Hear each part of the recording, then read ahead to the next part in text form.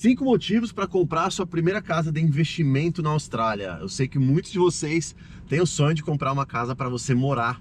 Assim que você chega, você ajunta dinheiro. Primeiro você aprende inglês, né? Ajunta o máximo possível de dinheiro para que assim que você tenha a sua residência, você compre a sua primeira casa para você morar ou o seu primeiro apartamento. Mas eu quero mostrar uma outra opção para você. Eu acredito que você chegando na Austrália e realmente comprando sua primeira casa para morar e não para investir vai ser um dos piores erros que você vai cometer na sua vida. Então, bem-vindo ao vídeo de hoje.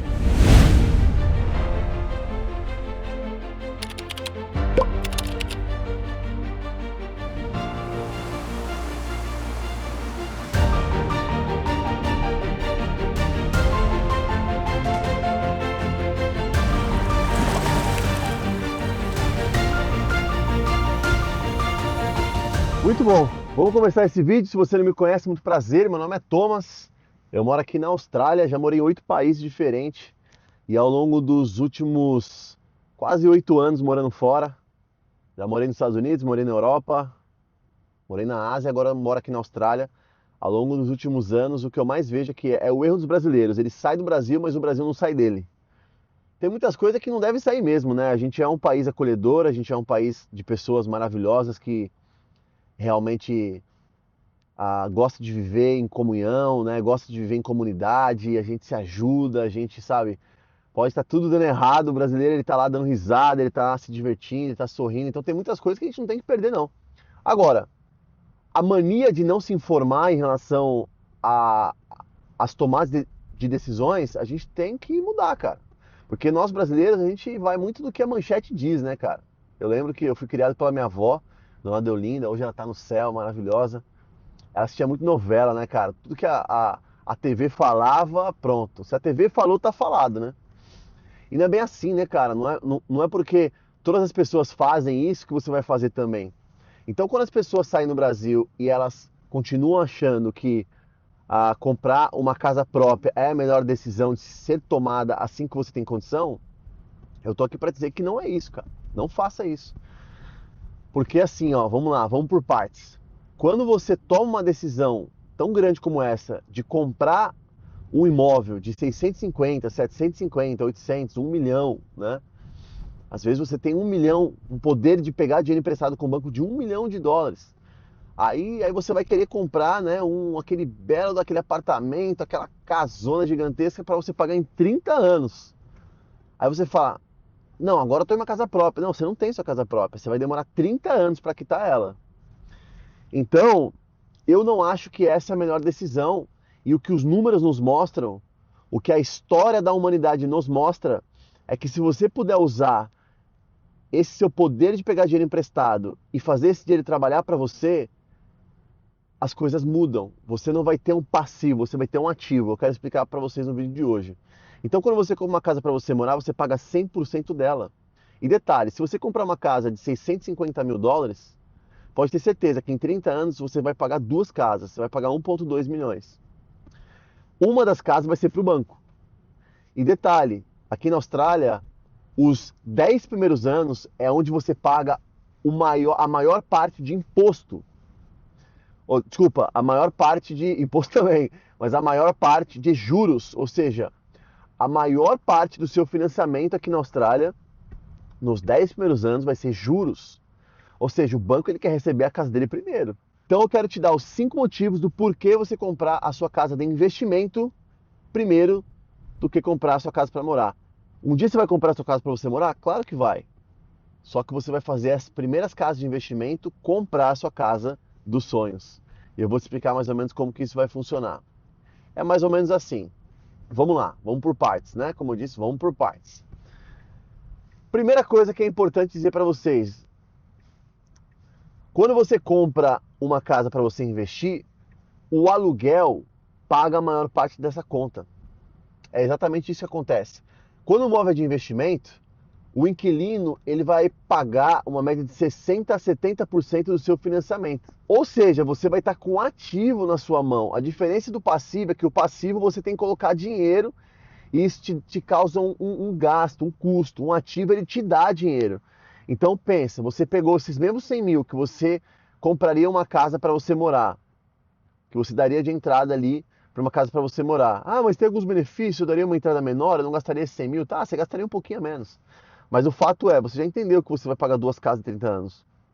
Então, o primeiro motivo do porquê você deveria comprar uma casa para você investir e não morar é porque o inquilino, ou seja, o seu tenant, ele vai pagar uma média de 60% desse financiamento. Então, nessa mesma simulação do imóvel de 650 mil dólares, que você pagaria uma média de 50 mil dólares por ano de prestação, só o inquilino ele vai pagar aí uma média de, cara, 30 mil dólares desse financiamento seu. Então, o primeiro motivo é esse. A parcela ela é praticamente quase toda coberta pelo inquilino. Ele está te ajudando a pagar, você está botando o dinheiro dele para pagar uma dívida que é sua, né? Então, enquanto muita gente trabalha para pagar a sua própria casa, você deixa o aluguel pagar ela para você. Então, esse é o primeiro motivo. Segundo motivo, menos imposto através do negative gearing. O que é o negative gearing? Quando você compra uma casa de investimento, vai funcionar da seguinte forma: o governo ele recompensa quem investe. Isso se chama negative gearing. É basicamente um benefício fiscal que o governo ele devolve parte do seu imposto, não é, que você paga, pelo fato de que, como você está ajudando o governo a resolver uma crise imobiliária, ou seja, tem mais pessoas querendo casa, querendo alugar uma casa, tem mais gente querendo morar nos lugares do que casa sendo construída, e você se torna um investidor, você fala, governo, eu estou te ajudando. Eu estou resolvendo um problema de uma crise imobiliária que está acontecendo nesse momento na Austrália. Então eu gostaria de ser beneficiado por isso. O governo te dá o quê? O negative gearing. Ou seja, quando você gasta mais dinheiro para pagar essa casa do que aquilo que você ganha, o governo te bota dinheiro de volta. Thomas, não entendi ainda. Vou explicar assim, ó. O que é o negative gearing? Suponhamos que você comprou essa casa 650 mil, você ganhou 30 mil dólares de aluguel.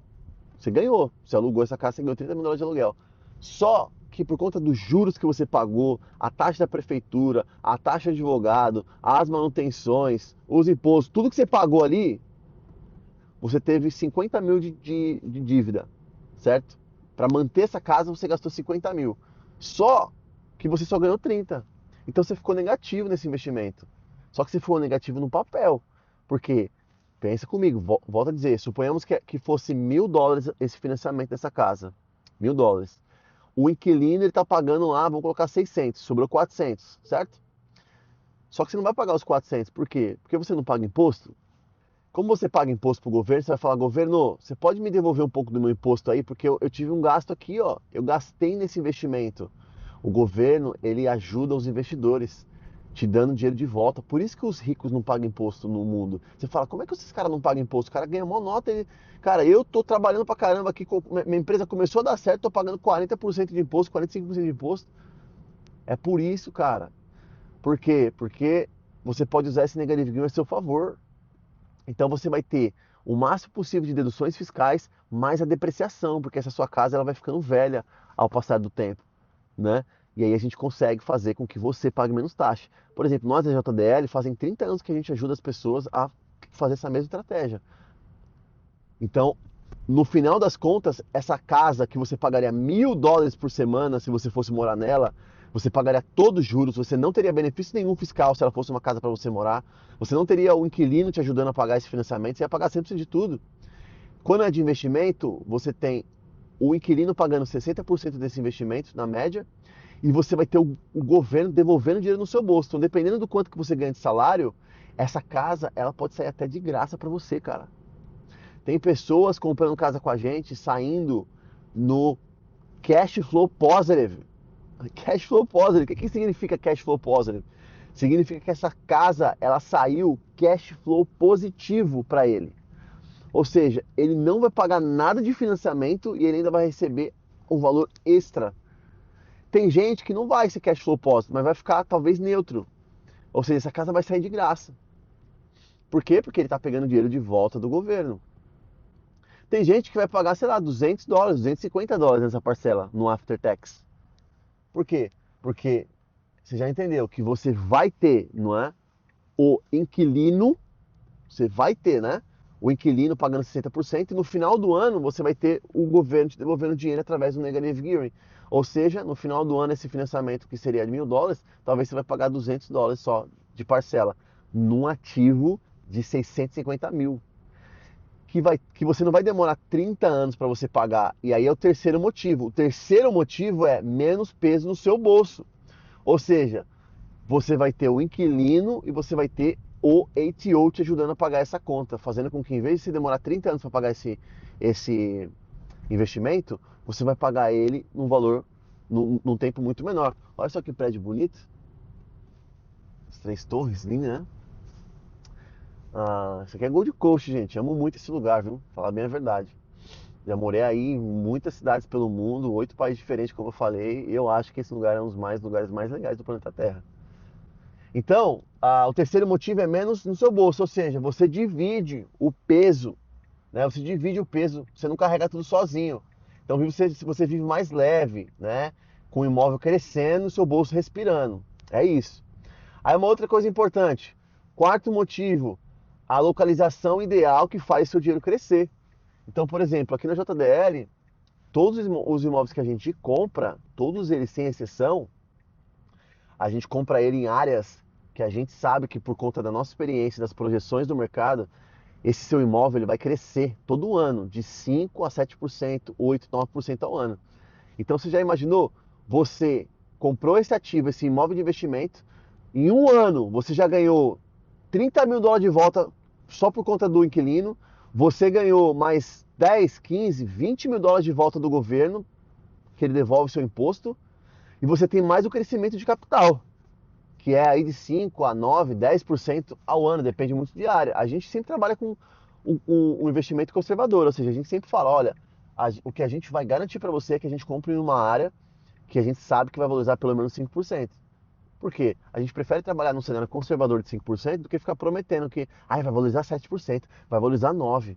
Primeiro que a gente não pode garantir quanto que vai valorizar, mas existe KPMG, existe CoreLogic, existe nossa experiência de mercado que a gente sabe que vai valorizar.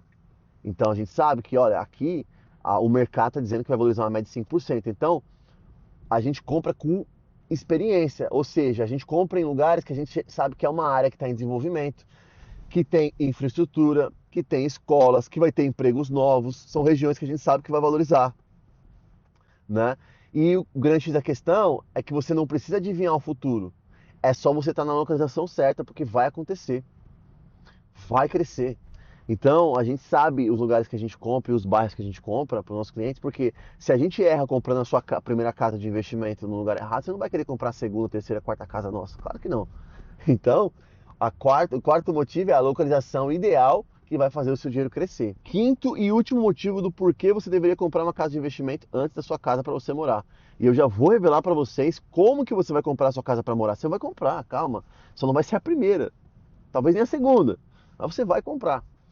Então é o seguinte, o quinto motivo é a alavanca. Esse é o segredo dos australianos ricos, dos brasileiros ricos, dos americanos ricos, do mundo inteiro, dos ricos. O segredo é esse, é a alavanca. O que é alavanca, Thomas?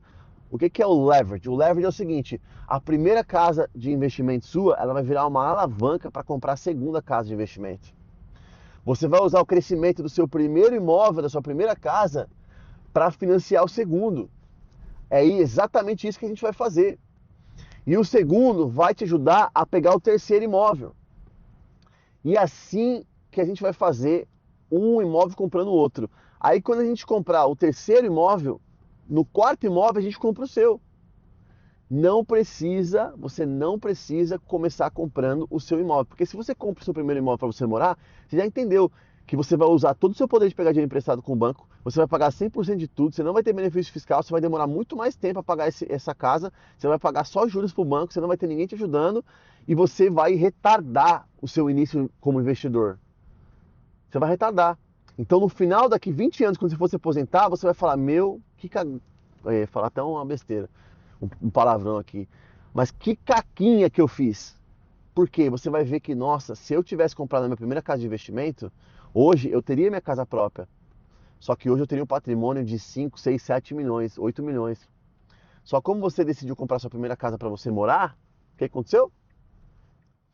Você, infelizmente, vai ter um patrimônio 2, 3 milhões menor do que você teria se você comprasse uma casa de investimento. Então, vale a pena continuar morando de aluguel até você ter um patrimônio sólido de 1,5, 2 milhões de dólares de patrimônio, porque esses 3 primeiros imóveis a gente vai pegar o dinheiro emprestado, a gente vai tirar do equity de dentro desses 3 imóveis, a valorização desses 3 primeiros imóveis. A gente chama de equity, a valorização, aquilo que valorizou. O banco ele pode emprestar até 80% do seu equity, menos a sua dívida. Então a gente pega 80% daquilo que é o seu equity, menos aquilo que você deve, é o dinheiro usável. Então, para comprar a segunda casa, você não vai precisar colocar de novo 100 mil dólares de entrada. A gente vai tirar dinheiro da primeira casa para dar de entrada na segunda. E aí, quando a gente comprar a segunda, a gente vai tirar dinheiro emprestado da primeira casa, da segunda casa, para comprar a terceira. Aí depois a gente compra a sua casa dos sonhos. E essa casa dos sonhos, a gente já entendeu, a gente já sabe que você não vai comprar sua primeira casa de 650 mil, 700 mil, porque é o que dá. É só o que você pode pegar emprestado, é só o que você pode pagar. Não, depois você vai pegar uma casa de 1 milhão, 1,2 milhões. Porque a gente vai pegar dinheiro emprestado contra as 3 primeiras casas de investimento. Quem que vai... Aí a gente pega 300, 400. Já teve casos de clientes nossos que pegou 800 mil dólares, porque as casas valorizaram bastante ao longo de um período de 6 anos. Ele pegou 800 mil dólares emprestado contra as 3 primeiras casas de investimento. Aí ele comprou a casa dele dos sonhos. Qual que era a casa dele dos sonhos? Era uma casa de 1,2 milhões. E aí ele colocou 800 mil dólares de entrada nessa casa. Só quem que estava pagando esses 800 mil dólares? Quem que estava pagando esses 800 mil dólares? Eram os inquilinos dele, os 3 inquilinos e o governo ajudando ele 3 vezes, porque chega uma hora que você praticamente não está pagando imposto direito. É assim que funciona, gente. Então, no final das contas é simples. O aluguel paga a conta, o governo devolve imposto com negative gearing, o peso no bolso é menor, a localização certa dá uma valorização real e o poder da alavanca te leva para o próximo nível. Quem compra uma casa para morar vai pagar tudo sozinho, pagar a conta completa. Quem compra uma casa para investir, constrói liberdade financeira no final da sua vida. Eu quis fazer esse vídeo bem rápido, bem explicativo, porque é uma pergunta que todo mundo faz. Vale a pena comprar uma casa de investimento? Como é que funciona, né? Comprar uma casa de investimento? Então acho que eu pude dar uma explanada um pouco melhor em relação a isso. E eu queria convidar vocês, se você tem vontade de entender um pouco mais se vale a pena comprar uma casa para você morar ou uma casa de investimento, se você já tem uma casa para você, suponhamos que você já tem uma casa.